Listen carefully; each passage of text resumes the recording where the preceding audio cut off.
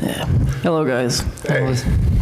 This is a question about like different versions of drafts. Like, say, you have different characters and like different scenes in one draft, and you have some other different ideas in next, thanks to some other writer or the company wanting to use one of your different characters for a different story. So I was wondering, like, how is it like getting from like one draft to the next one with like different ideas, and like how do you work that out from your different original plans? Oh, so sort of the evolution of a story, Yes. essentially.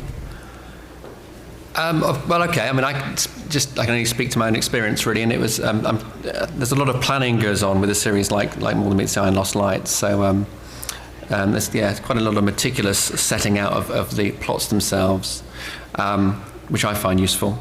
And again, I guess that's a luxury which may, these days, when More Than Meets the Eye was secure, and we knew it was going to run for a while, then you could afford to plan 10, 20 issues ahead. So when I would sit down to write a particular issue, the outline's already there. Then I'd block out the scenes and try and have each scene end on some sort of cliffhanger's a loose term, but something which would make you regret that scene had ended, or want to find out what the next scene is going to be. Picking up from that, and then the fun part, which would be the dialogue, really. But then that would go through several iterations. I used to write all this stuff, but longhand, and then I found actually there was it was nice and loose longhand. It would be easier to sort of put a line through and rewrite it and stuff. Then it would be typed up, and it would go through another iteration. So in the end, I guess it would be you'd see the evolution of that story. It would be markedly different. In certain aspects of its content from the first draft, which I thought was always a good sign.